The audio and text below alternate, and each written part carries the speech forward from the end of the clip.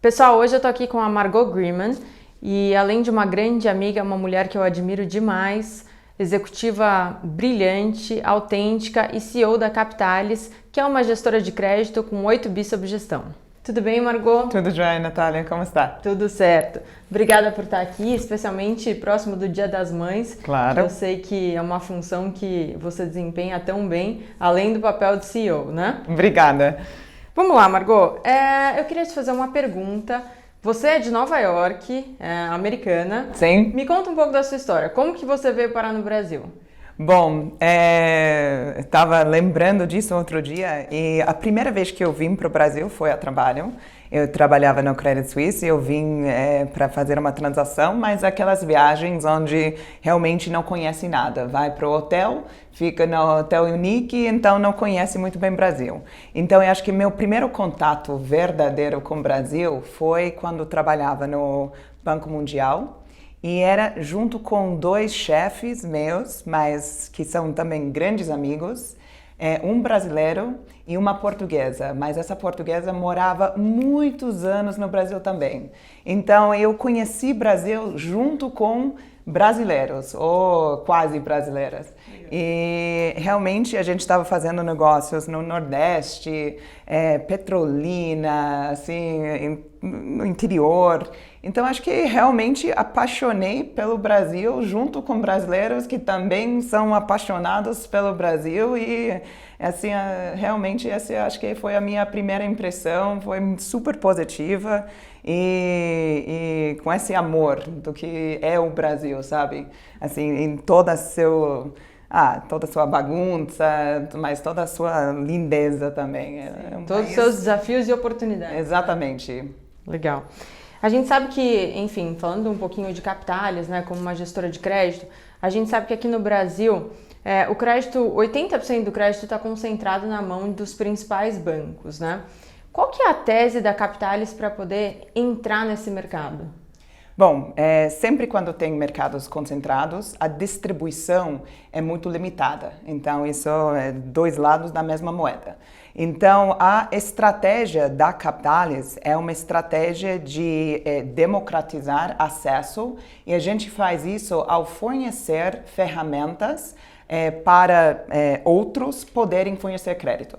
Então, não é uma estratégia direta, na realidade é uma capacitação que a gente entrega para outros.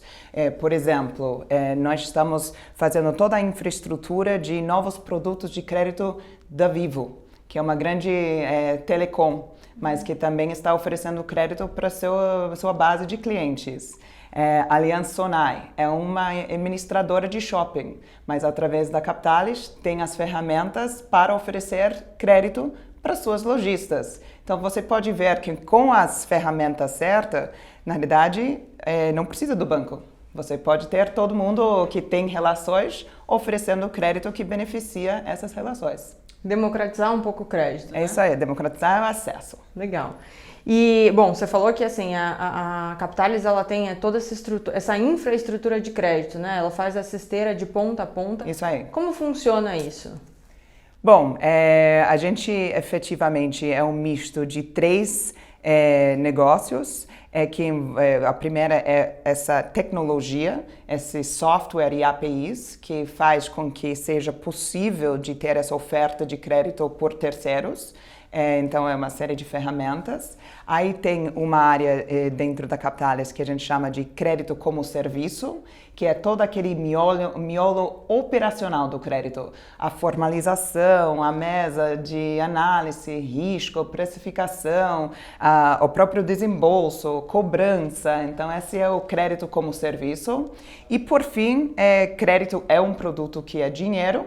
Então, tem o lado do capital que a gente faz através de fundos, que a gente oferece para o mercado, para investidores qualificados e profissionais que investem em fundos e esses fundos que compram os ativos de crédito originados pelos diversos parceiros com quais a gente trabalha. Legal.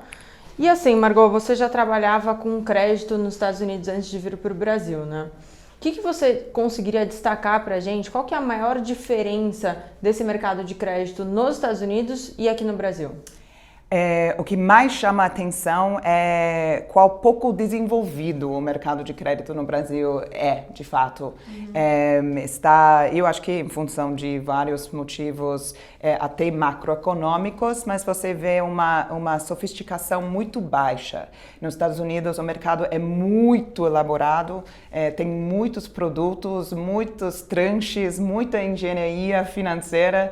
Então, eu acho que isso já só demonstra quanta oportunidade tem nesse mercado. Uhum. E nos Estados Unidos também, os créditos ainda também são concentrados muito nos grandes bancos ou um pouco menos do que aqui? Na realidade é o contrário. Nos Estados Unidos você tem 80% de crédito na mão do mercado de capitais e 20% de crédito na mão dos bancos. Aqui você tem quase nada no mercado de capitais, aliás, e do que está nos bancos, tudo concentrado em 5 bancos.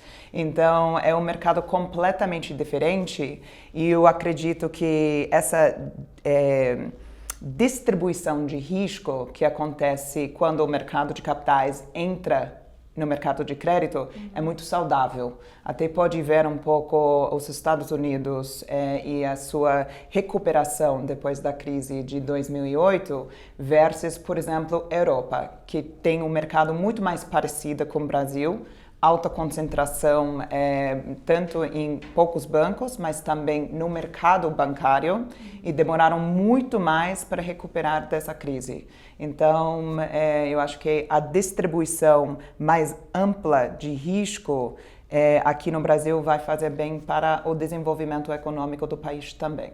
Com certeza, fazendo um paralelo, a gente vê como essas plataformas de investimento, né, tanto XP, BTG, entre outras, de fato como democratizou o acesso das pessoas a essa ponta de investimentos, a taxas maiores, essa concorrência é sempre saudável, né? Concordo.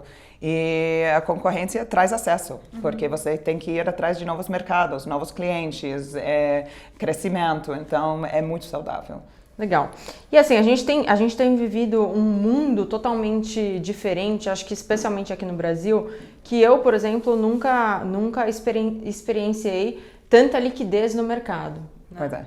Como que você acha que isso vai impactar o mercado, tanto, enfim, Brasil como na ponta de crédito mesmo? O comentário que eu fiz há pouco sobre o nível de sofisticação dos mercados, eu acho que em grande parte tem a ver com o fato que não tinha tanta demanda do lado dos investidores, não tinha tanta liquidez no mercado ou essa liquidez estava satisfeita investir no CDB.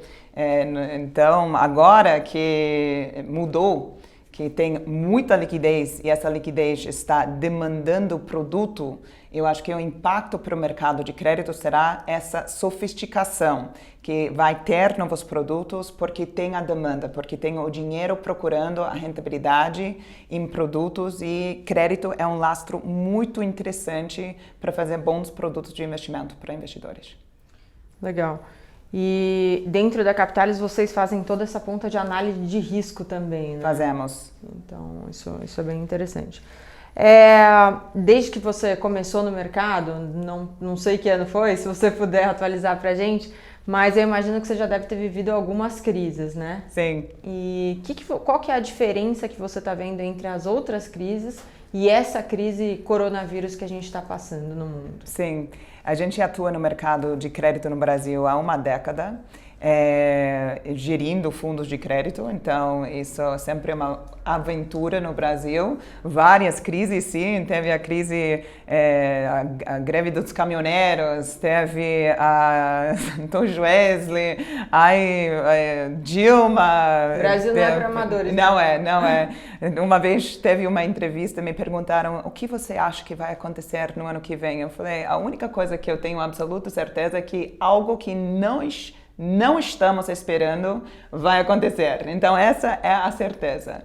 Mas essa crise agora do Covid, no final, a grande diferença foi o início. Quando houve uma cegueira muito forte. Assim, realmente ninguém entendia o que estava acontecendo. Assim, um fechamento geral do comércio era uma coisa realmente inédita por um tempo indeterminado. Então, isso de fato fez com que a gente ficou muito cego. E crédito é visibilidade, é ter uma opinião e uma visão sobre o que vai acontecer e agir em função disso. Isso dito, essa situação durou pouco tempo e a gente foi muito proativo na gestão dos ativos e na gestão da carteira. Então, a crise acabou sendo não tão diferente em termos de desempenho, mas muito intenso e muito mais longo. Geralmente uma crise vem e ele é mais passageira e essa é um pouquinho mais longa. E vocês tomaram alguma medida logo, enfim, que começou a crise, que o comércio fechou, enfim? Vocês tomaram... Qual foi a primeira medida que vocês falaram? Pô, esse daqui a gente tem que fazer para segurar a carteira. A gente fez imediatamente, foi antes, inclusive, do lockdown vir.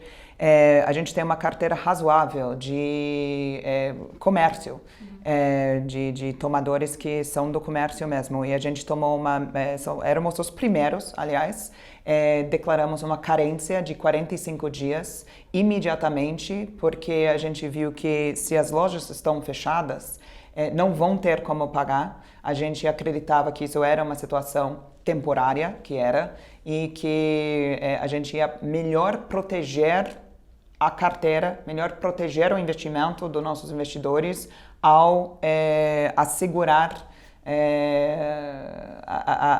os pontos. Então a gente fez isso, e a gente fez isso antes, inclusive, de qualquer banco declarar essa carência. Foi automático, não tinha que ligar para pedir, zero burocracia, e realmente foi muito bem sucedido no sentido do desempenho da carteira. A gente teve um pequeno aumento na inadimplência, mas de forma geral a carteira tem desempenhado muito bem.